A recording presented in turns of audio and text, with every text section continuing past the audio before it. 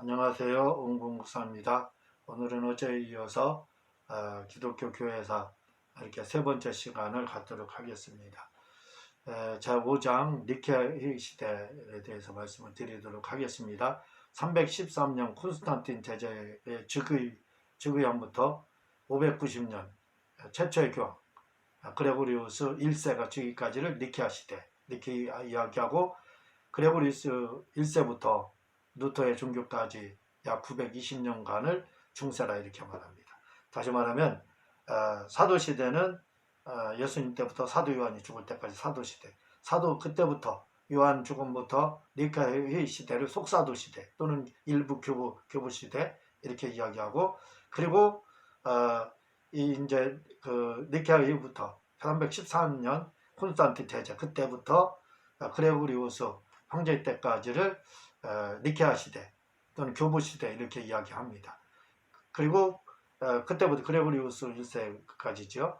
그때부터지요. 590년부터 1517년 루터의 중교 개혁까지를 그 기간이 920년인데 중세라 이렇게 부른다는 겁니다. 먼저 콘스탄틴 황제 아주 중요한 인물이기 때문에 말씀드리겠습니다. 325년에서 590년까지 한 황제만, 그 중에 노마 황제 여러 명 있었지만 한 명만 빼놓고는 다 기독교인이었다는 거예요. 그는 콘스탄틴 황제는 최초의 기독교 황제였으며 보호자였다 이렇게 이야기하는데, 사실은 노마의 제2왕자 티베리우스 황제도 기독교인이었습니다. 그는 콘스탄틴 황제, 그는 274년 나이시스에서 출생했다고 합니다. 그의 아버지는 황제였고 그때 그는 서노마 장군이었으며 그의 어머니는 헬란이었으며 콘스탄틴 황제 그는 신중하고 경건한 기독교인이었다 이렇게 말합니다. 그의 아버지는 정치적인 이유로 그의 어머니와 이혼하고 다른 여자와 재혼했고, 그 후에 이 어머니 콘스탄틴 황제의 어머니는 기독교인으로 개종하게 됩니다. 그는 어머니를 매우 존중하였고 사랑하여 그가 왕위에 있는 동안에 왕무로 맡들었다고 합니다. 왕무르다 왕의 어머니로. 그는 소년 시절부터 군에서 복무하여 전투를 했으며 무용행에 아주 능했다고 합니다. 그래서 명예를 얻었다는 거예요. 그는 아버지가 죽은 후에 서방의 6명이 자칭 황제라고 나타냈는데 다 물리치고 결국 노마 황제 한 명으로 다 이렇게 되게 됩니다. 그는 312년 동로마 황제 니키니우스와 회견하여 그의 누이를 황후로 주었고 밀라노 칙령을 이끌어내기도 했습니다. 자, 밀라노 칙령은 313년 두 황제가 밀라노 칙령을 발표했는데 이 칙령이 기독교를 자유롭게 믿도록 공포한 것이다. 그러나 후 니키니우스 황제가 이교도에 빠져 323년 그와 싸워 이긴다. 그 후 그는 로마 제국의 전체의 황제가 된다. 콘스탄틴 황제. 그리고 337년 65세 때 유세비우스에게 세례를 받고 오순절날 별세를 침례를 받고 이렇게 오순절날 죽었다 이렇게 나오고 있습니다. 콘스탄틴 황제가 예수 믿게 된 이제 이유요 동기. 그가 처음 예수를 믿게 된 동기는 막센티우스와 로마 근교 다리에서 전쟁을 하게 되었을 때 태양 위의 빛의 십자가를 보았는데 그 위에는 이것으로 이겨라라는 글자가 있었다고 합니다.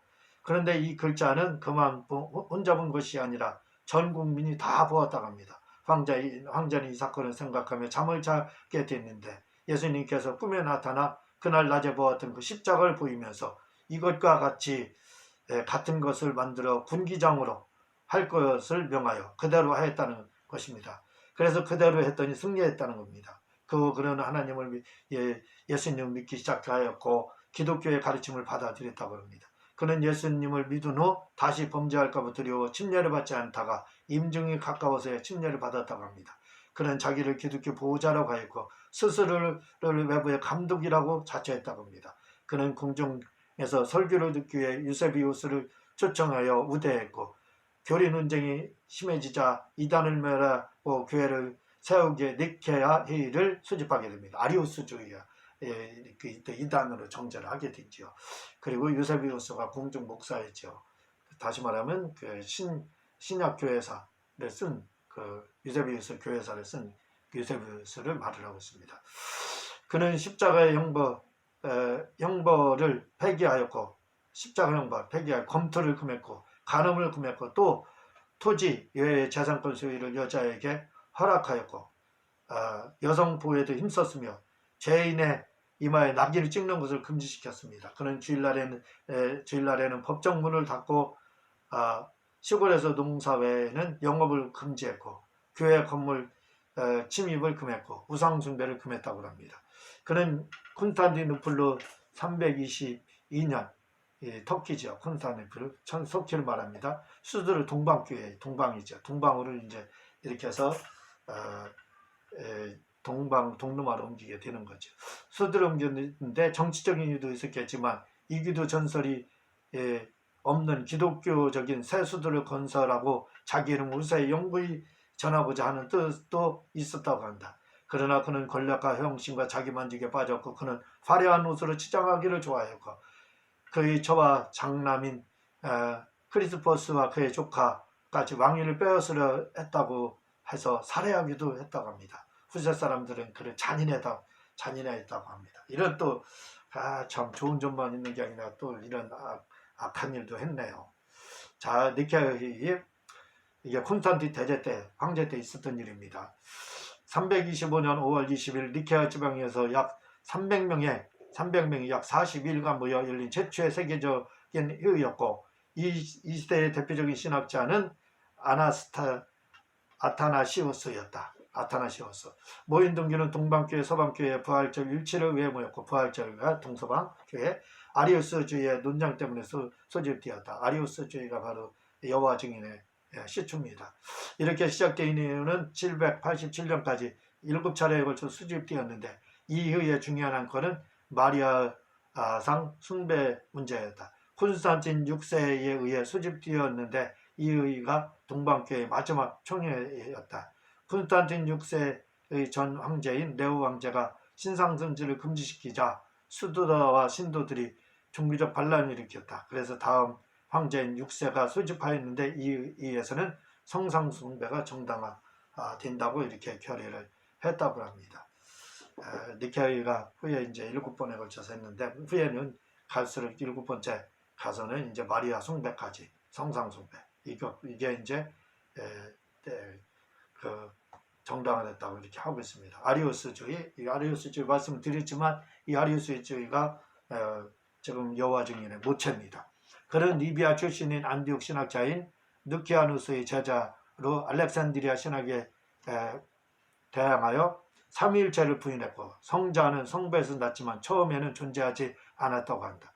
그래서 이 여호와 증인에서는 예수님이 그 아들이 된 거지 태초부터 하나님으로 계신 게 아니라는 거잖아요. 그는 알렉산드리아의 장로가 되어 세력을 갖게 되었고 키가 컸으나 여유였으며 변설에 등했고 금육생활을 하였고 추종자가 많았다고 합니다. 이 아리우스가. 그는 봐봐요. 지금 여호와 증인과 똑같습니다. 그는 예수님을 피조물이라고 주장했고 예수는 하나님과 본질과 동등하지 않고 유사하다 했고 그는 예수는 참신도 아니고 또 참신의 그 성품과 성격도 아니며 오직 은혜를 주어서 세계 창조의 중재자가 되었다고 한다. 그는 아들은 시작이 있고 그는 예수께서 악을 택했으면 악을 행할 수 있었는데 예수께서는 선행을 택함으로 상급을 하나님께 얻었다는 것이다. 그래서 하나님의 아들로 된 거라 이거예요. 아리우스 논쟁이 발달은 어느 날 알렉산드리아 감독이 삼위일체에 대해서 가르치자 아리우스가 시벨리우설이라 공격하자 알렉산드리아가 이단이라고 반박하며 시작되었다고 합니다. 그는 아리우스는 예수는 피조물이며 다른 피조물과 같이 무에서 나오셨고 신의 본질과 다르다고 주장했다. 아들에게는 시작이 있으나 신에게는 시작이 없다 하므로 아들을 신으로 인정하지 않았습니다. 예수님 피조물로 인정했다니까요. 그리고 양자 삼은 것처럼 하는 예수님이 너무 착하게 살으니까 하나님의 아들로 이렇게 됐다는 겁니다. 양자가 됐다는 거예요. 이런 서를 주장하는 사람이 여호와 증인, 즉 아리우스주의입니다. 유세비우스 그는 교회사의 시즘에 니케아에 의해서 참석해서 이것을 그대로 기록을 한 사람입니다. 이제 아타나시우스, 니케아에서는 스타는 아타나시우스의 활압으로 이렇게 끝나게 됩니다. 아타나시우스하고 이제 이게 아리오스주의하고 싸우게 되는 거거든요.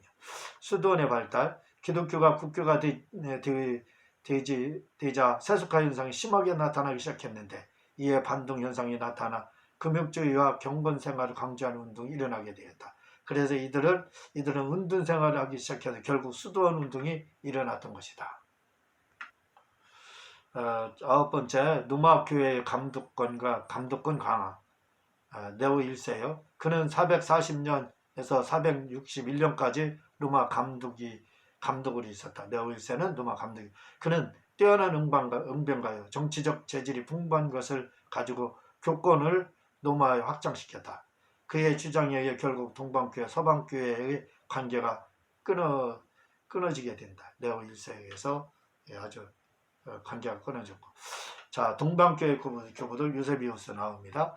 그는 가이사랴 감독이며 교회사의 아버지로 260년 팔레스타인에서 출생해 옥에 갇힌 일도 있고 그의 스승은 판빌루스이며 그는 315년에 감독이 되어 니케아에 의해서 참석했고 중립을 지킨 온건파였으며 니케아에 의해 원한을 제출한 사람이요.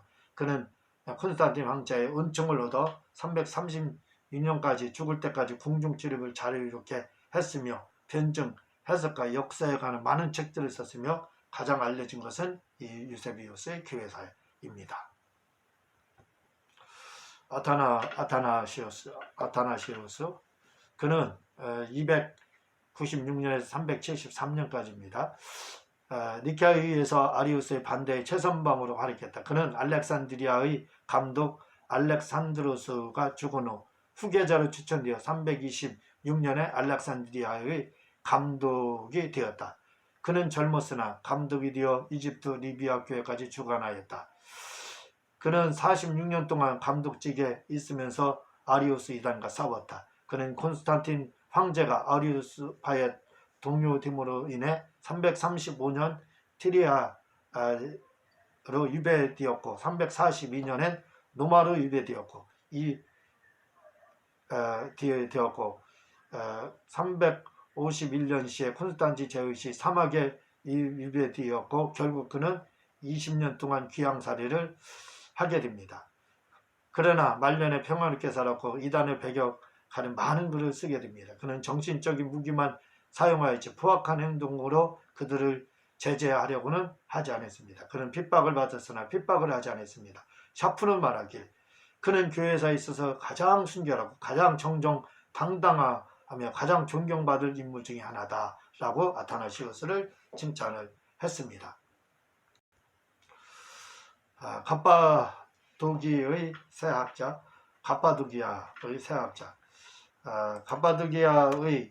갑바도기아 지역에서 배출한 세 사람의 위대한 감독이 있는데 그들은 바실리우스와 그의 아우인 리사와 그레고리우스 및 그의 친구인 그레고리 니시안주스이다.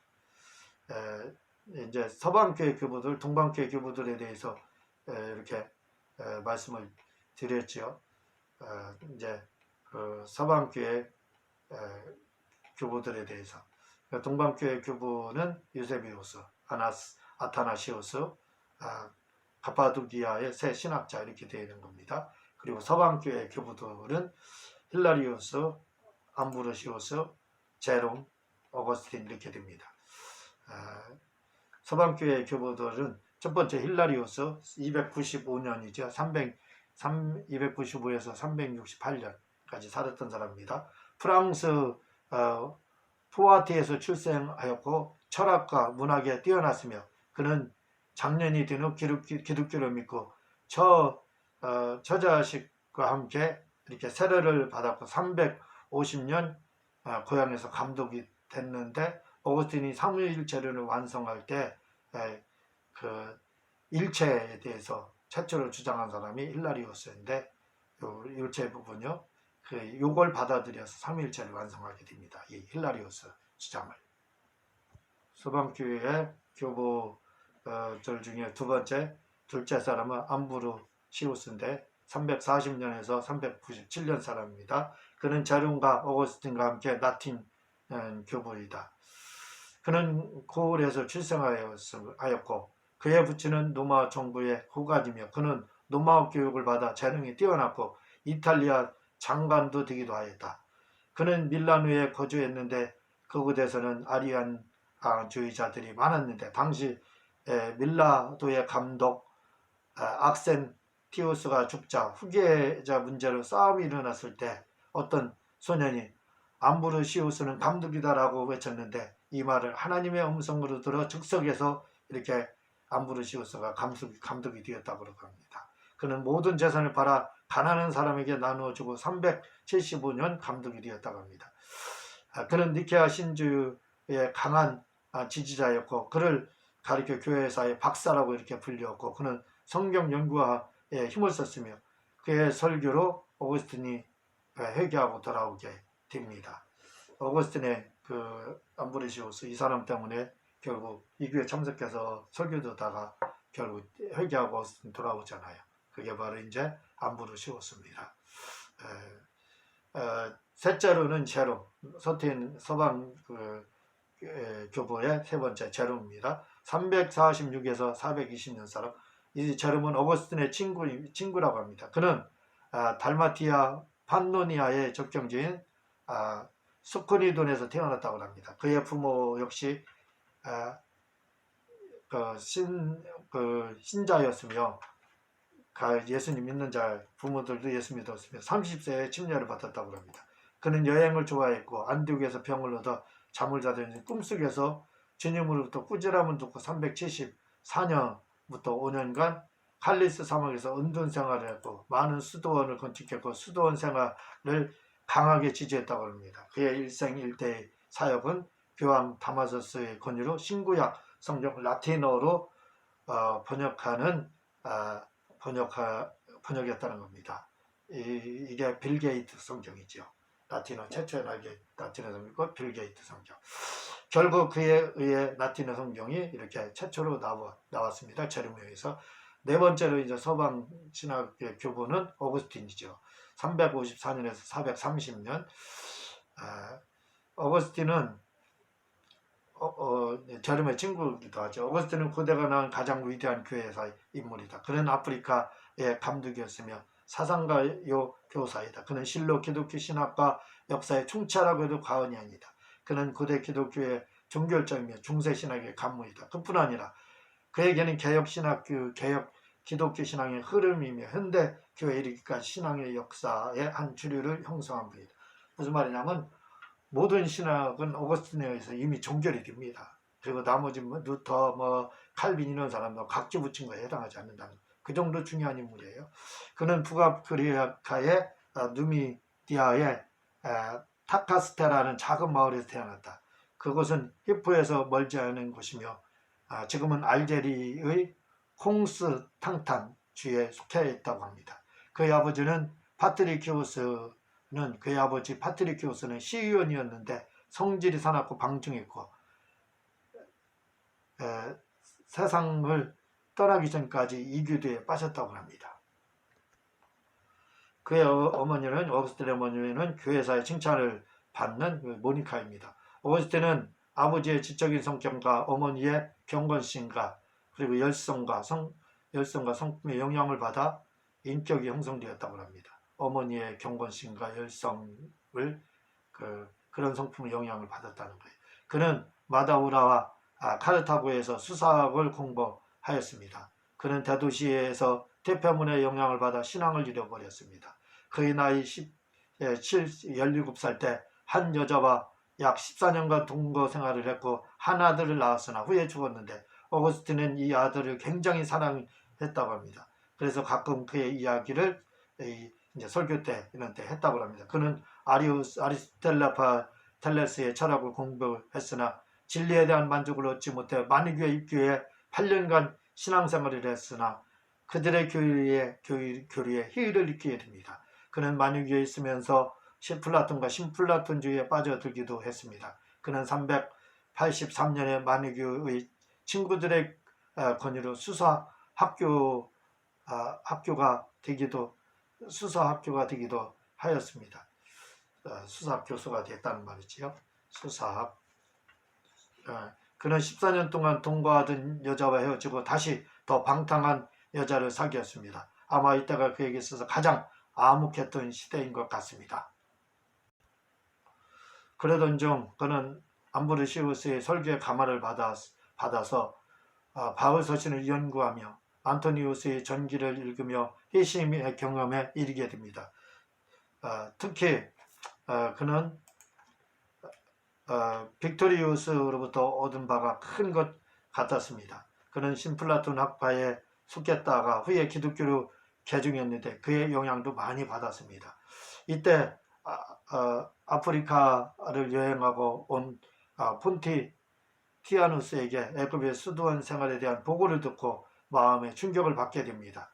그 소리를 들은 오거스틴은 그동안 자신이 산 비천한 삶에 대하여 반성과 고민에 빠지게 됩니다. 그런 일은 심적 갈등에 빠져 하루는 정원에 누워 있었는데 그런데 그때 담 너머에서 한 아이가 민유를 부르는 소리가 들렸습니다.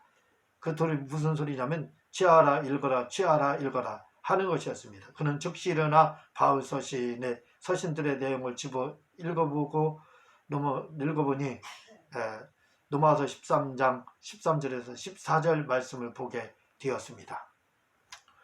그러니까 아이들이 민유 부르는 그 소리 취하라 읽어라 취하라 읽어라 이거 듣고 그냥 성경을 쫙 폈어요. 그랬더니 로마서 13장 13절 14절 말씀을 보게 되고 회심을 회개를 하게 됐다는 겁니다. 그 내용은 뭐냐면 낮에와 같이 단정히 행하고 방탕과 술 취하지 말며 음란과 호색하지 말며 쟁투와 시기하지 말고 오직 주 예수 그리스도로 옷 입고 정욕을 위하여 육신의 일을 도모하지 말라. 이 말씀을 딱 펴니까 그 말씀이 나왔어요.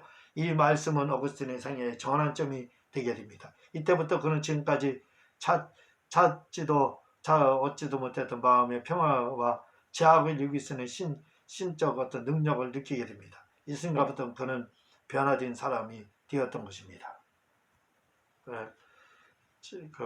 평화를 찾기로 원했는데 못 찾았는데 찾게 되고 제약을 이렇게 돌이켜서 그때부터 변화됐다는 겁니다. 그는 380년 늦여름에 회심을 하게 됩니다. 그리고 그는 모든 생활을 정리하고 밀라노 근방에 있는 카시시아쿰이라는 곳에서 친구들과 387년 33세의 나이로 암브로시우스에게 침례를 받게 됩니다. 그는 밀라노를 떠나 고향 아프리카의 타카르스테로 돌아가던 중 어머니 모니카를 여의게 됩니다. 죽게 된다 이거죠. 어머니는 죽으면서 아들에게 어거스틴에게 당부하기를 아들아 나는 더 할 수 없이 만족한다. 하나님께서 나의 간절한 간구를 다 이루어 주셨다. 이제 나는 세상에 할 일을 남김없이 다 했다. 이렇게 말했다. 모니카가 어거스틴에 말하고 그는 오유리의 병상에서 고통 없이 죽었다고 합니다. 그는 히포에서 391년 강제로 안수를 받고 4년 뒤 벨라니우스가 죽자 감독이 되었다고 합니다. 그는 히포에서 수도원을 세웠고 많은 성직자와 수도사를 길러냈습니다. 그는 많은 방대한 저서를 남겨놓고 게르만족의 반달족이 히포를 부유했을 때 430년 8월 28일에 76세의 일기로 죽게 됩니다. 히포는 아프리카지요. 아프리카. 어거스틴의 이제 신학사상 이거 무지 중요합니다. 어거스틴의 신론, 그의 신론에서 삼위일체를 볼 수 있는데 그의 삼위일체는 이렇다. 아버지와 아들과 성령은 한 하나님입니다. 그는 자존하시며 전지전능하시고 선하시며 이렇게 자비하시고 보이는 것과 보이지 않는 모든 것을 지으신 분이다. 성부, 성자, 성령은 한 본질 속에 계시사 창조가 주신 그러니까 전능하신 삼위일체가 구별될 수 없이 일하신다. 삼선도 아닌 오직 선하고 전능하신 삼위일체가 구별될 수 없이 일하신다. 이렇게 말하고 제가 다 써놨으니까 둘째로 예수님의 신성과 인성에 관하여 그는 신인성을 똑같이 강조했습니다.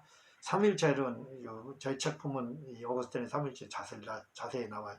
그는 말하기를 하나님의 아들 예수 그리스도는 참 하나님이요 사람이다. 온 세계보다 먼저 계신 하나님이시요 우리 육신의 사람이시라. 그러므로 그가 신이신 점에서는 그와 아버지가 한 분이시고 그가 사람이신 점에서는 아버지가 더 크다. 그는 신과 사람 간의 유일한 중보자이시니 그를 통해서만 죄가 사유된다. 인간의 원죄는 신과 사람의 중보자 그리스도 예수를 통하지 않고는 용서를 받거나 없이 할 수 없다. 그리스도의 죽음으로 그 용서의 기반이다. 라고 그리스도의 양성을 이렇게 주장을 했다는 겁니다. 참 신, 참 하나님이다. 그리고 참 사람이다. 이렇게 주장을 한 겁니다. 신이신 면에서는 아버지와 한 분이시고 그리고 사람이신 점에서는 아버지가 크다. 이렇게 이야기한 거예요. 어거스틴의 은혜귤이 그에 의하면 사람은 선하고 바르게 창조되었고 자유의지를 가졌으며 범죄치 않고 영생할 가능을 가졌기에 그 본성에 아무 충돌이 없고 행복하게 신과 교통했다. 그러나 아담은 범죄로 이런 상태에서 타락했는데 그 죄의 본질은 교만, 그 결과 선이 상실되었다. 신의 은혜는 박탈되었고 그의 버림을 받은 영혼은 죽었다. 영혼의 지배에서 떠난 육체는 정욕의 지배를 받게 되었다. 아담의 죄의 결과는 온 인류를 포괄했으며 만민이 아담 안에서 죄인일 뿐 아니라 다 정욕에서 낳기에 큰 죄인들이 되었다. 결국 온 인류는 갓난 아이마저도 영멸할 자식이요 신의 진노를 받은 자식이 되었다라고 말하므로 죄의 유전설을 주장하게 됩니다. 원죄설. 그는 어떤 때는 예정론의 입장을 취하기도 하는 것 같이 보이지만 그렇지 않은 경우가 더 많습니다. 그러나 그의 예정론은 예정론을 이렇게 주장을 하고 있습니다. 어거스틴의 그 성례에 대한 교리, 보통 성례하면 성찬과 세례를 말하지만 오순절 신학에서는 성찬과 세례와 신유를 포함하는데 어거스틴의 성례는 성찬과 세례뿐 아니라 축사와 안수와 결혼과 세례 후보자들에게 주는 소금까지도 성례라 했고 성찬과 세례는 특별 성례라 했다. 이를 볼 때 어거스틴 시대에는 축사가 일반화되었던 것 같다. 지금은 성례하면은 성찬과 세례 이렇게 이야기하죠. 그리고 순복음에서는 성찬, 세례, 그 다음에 신유 이렇게 하는데 어거스틴 시대에는 성찬, 세례뿐만 아니라 축사, 안수, 결혼, 소금 그리고 이런 걸 포함했다는 거예요. 그리고 성찬된 세례는 특별 성례다 이렇게 했다는 겁니다. 펠레기우스 논쟁. 그는 어거스틴은 5세기 초 영국의 평신도 수도사였는데 펠라기우스는 5세기에 초 영국의 평신도 수도사였는데 그는 로마에서 부두덕의 부패함을 보고 이를 바로잡기 위해 힘을 썼다. 그는 성질이 온유하고 품행이 단정하고 지력과 같이 학식이 높았다. 어거스틴도 그를 존경했다. 그는 말하기를 사람의 구원은 신의 은혜보다 자력으로 시작된다라고 말하므로 이단에 빠졌다. 431년 에베소에서 열렸던 세계 최대의 세계대회에서 이단으로 규정되었다. 그와 어거스틴의 주장이 다른 점은 첫째로 그는 구원을 선으로 받으려 했다. 예수 믿어서가 아니라 선으로. 둘째로 그는 아담을 죄로 인해 죽은 것이 아니라 범죄와 상관없이 죽었다고 하였고 원죄를 부정한 거고요. 아담이 죄를 죽은 게 아니라는 거죠. 범죄에 부정했고 아담의 범죄를 부인했다는 거예요. 셋째는 아담의 범죄는 자신에게만 해당되지 인류 전체에 무관하다. 이게 원죄를 부정한 거고 넷째로 죄의 유전설을 부인했고 그 똑같은 거네. 죄가 유전되는 거. 다섯째로 이와에게도 죄가 없다고 주장했고 이와에게는 죄가 없다고 주장한 거. 이거 펠라기우스. 지금도 그렇게 주장하는 사람들이 있어요. 이와에게 죄가 없다고. 이게 아닙니다. 죄 유전설과 원죄 때문에 있게 돼요. 여섯째로 율법도 천국으로 인도할 수 있다. 율법으로 구원받을 수 있다 주장했고 또 일곱째로 예수께서 오시기 전에도 죄가 없던 사람들이 있었다 이렇게 주장했습니다. 이 펠라기우스는 참 요상한 사람이지요.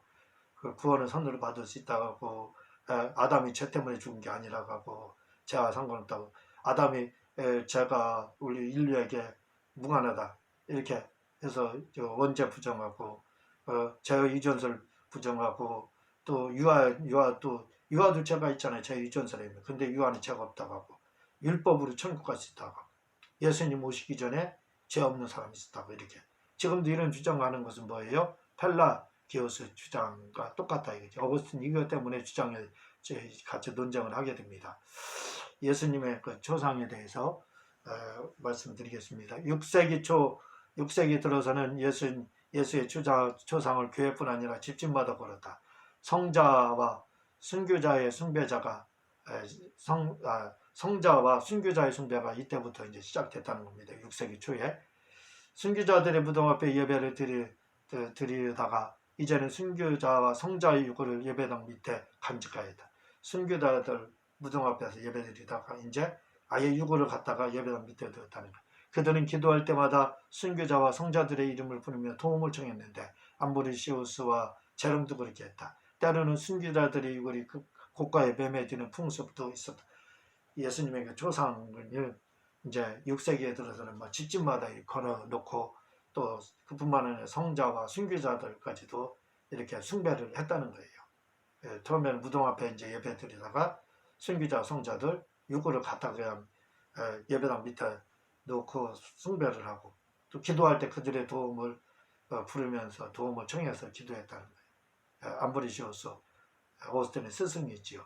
그 제롬 친구지요. 제롬은 이들도 그렇게 했다는 겁니다. 그리고 마리아 숭배 사상, 마리아 숭배. 바실리우스는 마리아가 예수를 낳고 다른 자녀를 낳았다고 믿었으나 후에는 에피파니우스 때에는 영구 처녀설을 주장했고 아이를 낳았다는 설을 이전시했다. 처음에는 1년의 어느 날 계절만 마리아를 존중하였고 마리아 경배를 못하게 했는데 점점 마리아는 인류 구원에 참여하는데 힘 있는 자가 되었다. 암브리시우스도 창세기 3장 15절에 근거해 마리아를 하나님의 어머니라 불러도 좋다고 계류했고 점차 천사를 숭배하기도 했다. 어거스틴은 이런 천사 숭배를 경계했다. 천사도 숭배하고 암브리시우스 어거스틴의 스승 있잖아요. 마리아 숭배하고 천사 숭배하고 이 사람은 했지만 어거스틴은 그걸 반대했다는 겁니다. 그리고 바실리우스는 예수를 낳고 다른 자녀를 바실리우스는 바른 신학자지요. 예수님 낳고 자녀들 낳았으니까 후에 동생들. 근데 에피파니우스는 영구 처녀설. 그래서 이제 다른 아이 안 낳았다. 예수님만 낳았다. 이렇게 해서 주장해서 만약 그걸 어기면 이단시했다는 거예요. 그 마리아는 처음에는 1년 어느 날 이렇게 한 계절만 이렇게 존중했고 경배를 했는데 마리아 경배를 못하게 이제 이렇게 했는데 한 계절만 존중했다 이거죠. 근데 점차 이제 마리아 경배 그리고 마리아가 인류 구원자로 등장하기 시작했다는 겁니다.